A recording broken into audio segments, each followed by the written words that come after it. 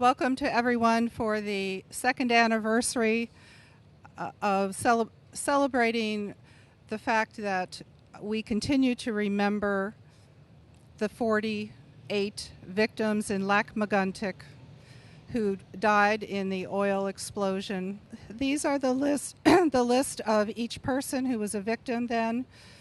And after I speak, Bob will make a chime so that we take just a moment for that each person. Eliane Parento Boulanger, 93 years old. She was the oldest victim.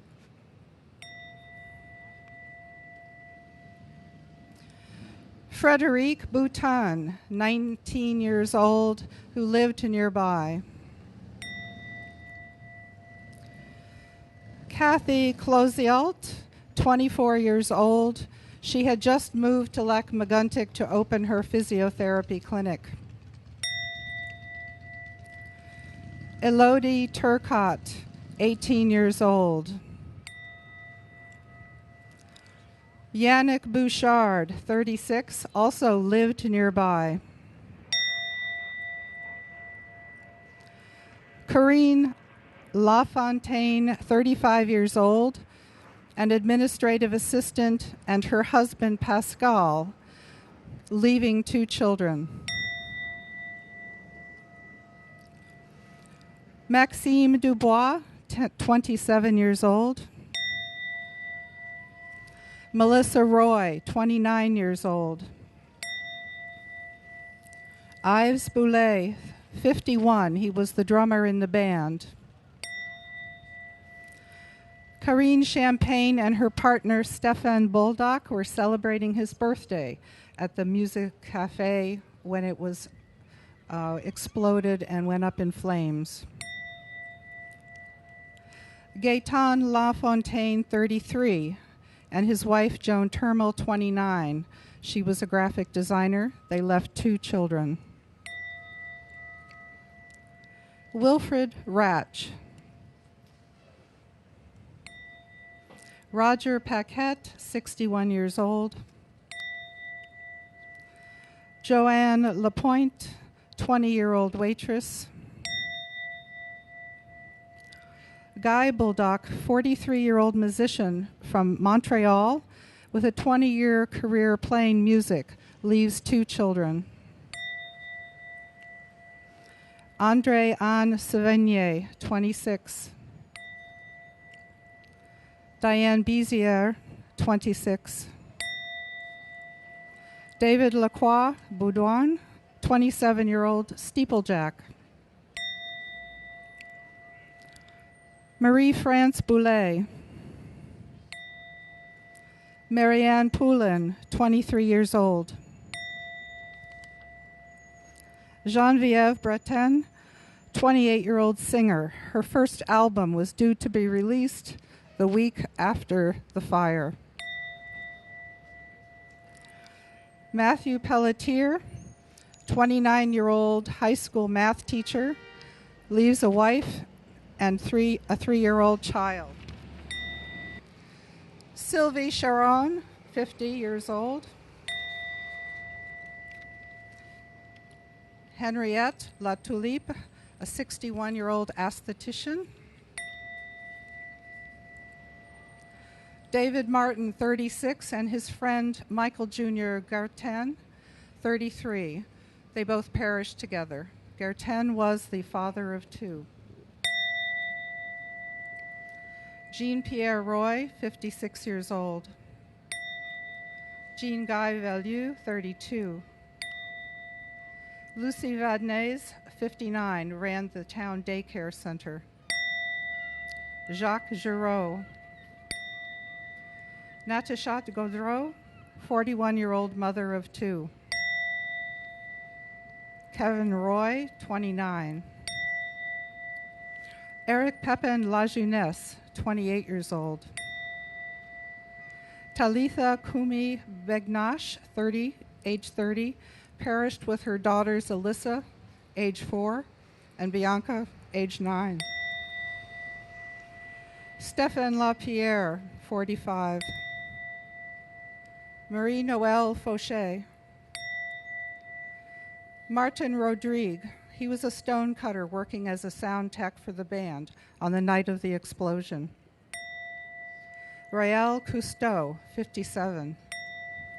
Marie Semi Alliance, 23, and her husband, Jimmy Saroy, left behind an 18-month-old daughter, Miliana. Denise Dubois. Richard Vellieux. Louisette Poiré-Picard. These are the 47 that died in the explosion, and there was one more fatality. Kevin Morin. He was a new firefighter for Lac-Mégantic, and unfortunately he pulled the body of a girlfriend out of the wreckage. He was seriously affected by the disaster and committed suicide in October, making him the 48th victim. So in the 2 years since the Lac-Mégantic explosion and disaster, the disaster, of course, very much affected the whole town. The whole town had to be decontaminated. That cost over $190 million just in the making things, decontaminating things. That doesn't even include the costs of rebuilding so much of the town that was destroyed in the fire. Much of the whole downtown area. Think about that if that had happened here. So, since that time, there have been 10 other derailments and explosions. Some in Canada, some in the United States. Fortunately, none of them so far has killed anyone else. So we are now going to go to the part of our program where we talk about each explosion that has happened, and then we will go on to our second part.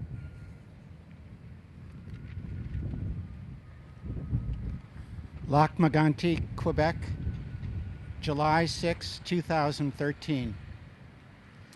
October 2013, Gainford, Alberta.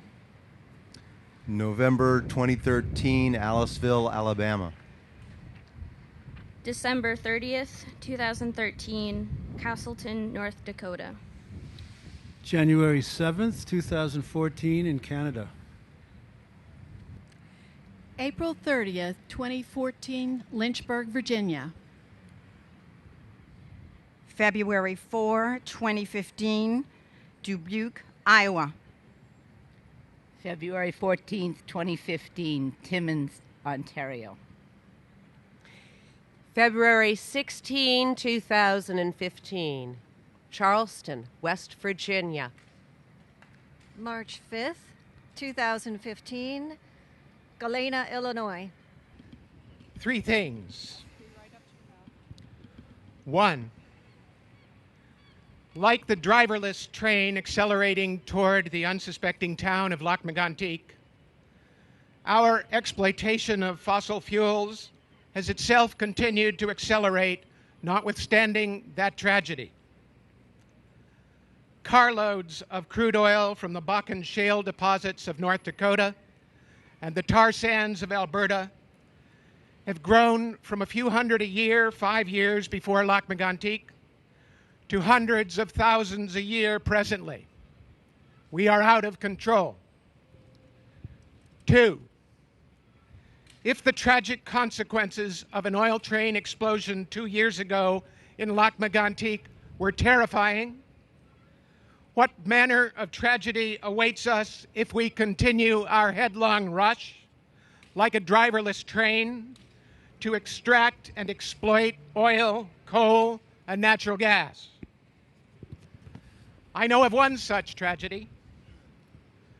Besides the droughts, fires, and floods that these days reach the headlines with increasing frequency, there's a tragedy of immense proportions looming right out there in our oceans. The oceans are warming. And at the same time, from absorption of fossil fuel-related CO2, they are acidifying. And they are warming and growing acid at a stupefying rate, a rate unprecedented in the history of humankind on Earth. As a result, the best scientific studies today are speaking of mass extinctions in the seas within the lifetime of our children, if, and this is an all-important if, we are unwilling to transition to 100% clean, renewable energy. 3, it is not simply misguided to rush forward with the extraction and exploitation of fossil fuels with all that we know today. It is immoral. It is as stupid and wrong and ugly and indefensible as slaveholding was 150 years ago. And we can be sure that 150 years from now, the militant climate deniers of today will look to a future generation exactly the way the militant slaveholders of the past now look to us. Thank you. Hello, my name is Esther, and I'm standing here today to honor Lac-Mégantic victims, but also to remember all these people who are living next to these trains all over the United States, but also here in Portland, Maine, because we do have oil trains here in Portland, Maine. But I would like to take this topic a little farther away. I would like to take this topic outside of the borders of Maine, because all over the North America, there are people who are suffering from the oil trains and who are harmed by different fossil fuel infrastructures. I would like to acknowledge these in solidarity and expose the inequalities that fossil fuel industries only deepen. Majority of crude oil comes from Alberta, Canada, where large corporations took the land from Native Americans, destroying their livelihoods and cultures. And this inequality continues in the United States. For example, due to the decades of housing discrimination, 60% of the 25 million Americans who live in the oil train blast zones are people of color. Yes, we are all and will all suffer from fossil fuel infrastructure and the oil trains, but some of us are affected more than others. We are standing here today to honor Lac-Mégantic victims, but we are also standing here today in solidarity with all these communities who have already been affected. We are standing in solidarity with Native Americans who have their land extracted and their culture destroyed. We are standing in solidarity with all the people of color who are on much higher risk in being harmed by oil train explosions. Thank you. We're both a part of Maine Students for Climate Justice. I wish to acknowledge the devastation in North Dakota where this fracked oil comes from. I want to honor the devastation and the resistance that the Mandan, Hidatsa, and Arikara Nation of North Dakota face from intense contamination of water and air and natural gas flares in the sky to spills like on September 29th in 2013, where 26,600 gallons spilled into a wheat crop, and the deaths that they face and endure. Candy Mossett, an organizer with the Native Energy and Climate Campaign, spoke at the Power Shift Convergence in 2013 about how this terrible fracking industry invaded their people's lands and how this robbery was legitimized by the government and has been for over 300 years. Thank you. Industries linked to death and environmental destruction are twice as likely to be located in communities of color. Know of the Black community of Warren County, North Carolina, who in 1982 laid on dangerous roads to stop trucks illegally dumping PCB contaminated waste into their community, and to present-day fracking resistance of indigenous nations of North Dakota to the resistance of tar sands oil by the Athabasca Chippewan First Nation in Alberta, Canada. This same oil would have flowed to my hometown of South Portland had it not been for a citizens-initiated ordinance. People are rising to protect this planet, and in doing so to end capitalism and racism. When we work to protect this planet, we are working to protect its people. We must actively proclaim Black Lives Matter, Black Lives Matter, and sovereignty for Indigenous people, justice for the river, and justice for the Penobscot Nation. Justice for this planet begins with our people, which begins when we are all valued. Thank you.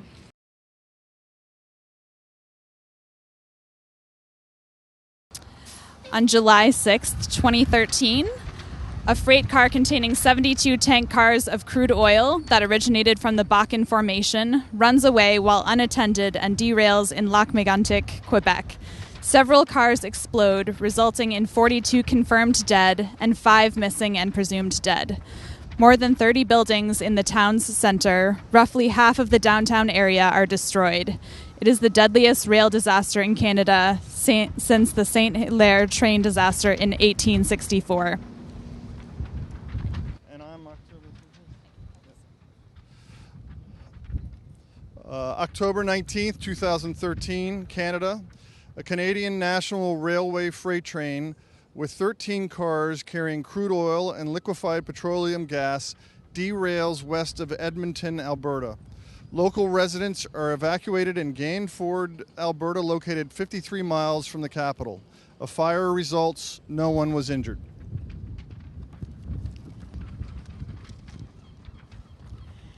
The 8th of November, 2013, in the United States, a 90-car freight train carrying crude oil from the Bakken Formation in North Dakota from Amory, Mississippi, to a refinery in Walnut Hill, Florida, derails and explodes near the town of Aliceville, Alabama.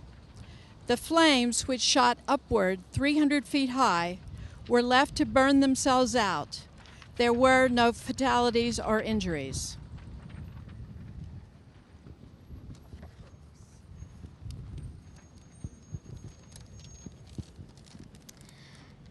December 30th, 2013, several grain cars from a westbound train derail and strike an eastbound train carrying crude oil from the Bakken Formation near Castleton, North Dakota.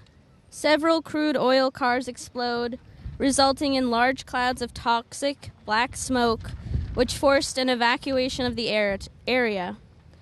No casualties were reported.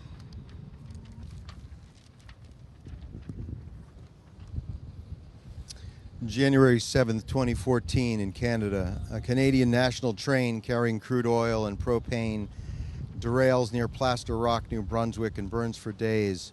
The resulting fire forced an evacuation of about 150 people from within a 2-kilometer radius. No injuries were reported. April 30th, 2014, United States. About 15 tanker cars on a CSX unit train carrying Bakken crude oil through downtown Lynchburg, Virginia, derailed along the James River. At least 3 of the cars broke open and ignited, while also spilling at least 50,000 gallons of crude into the fiery river. No injuries were reported.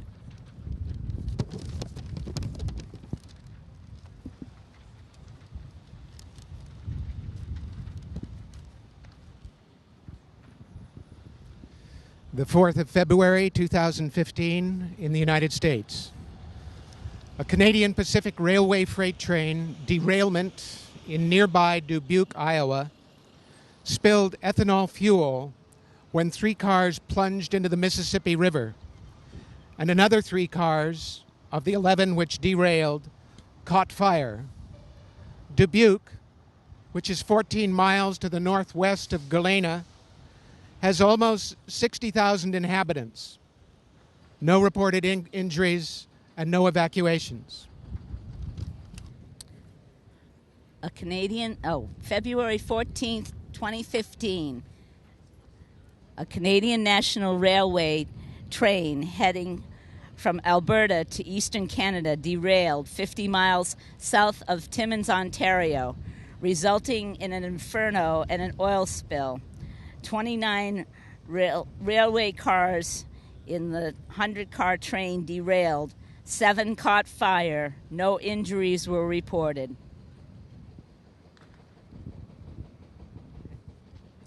On Monday, February 16th of 2015, a train hauling more than 100 tankers from North Dakota's booming oil fields derailed during a snowstorm in West Virginia. The accident sparked massive explosions that prompted the evacuation of 2 nearby towns and an oil spill that threatened the water's supply of thousands of local residents. The train was heading toward Yorktown, Virginia. It came off the tracks 30 miles southeast of Charleston, West Virginia. A state of emergency was declared by the governor, and oil spilled into the Kawana River. 1 home was destroyed during the inferno that lasted for 10 hours after the derailment. 1 person was injured. March 5th, 2015, here in the United States, a train, 103 of its 105 cars carrying Bakken crude oil, was traveling from North Dakota. It exploded in Galena, Illinois, near the Mississippi River. 8 cars derailed and 2 caught on fire, sending plumes of smoke and fire into the sky above Galena, a town of over 3,300. No reported injuries and no evacuations.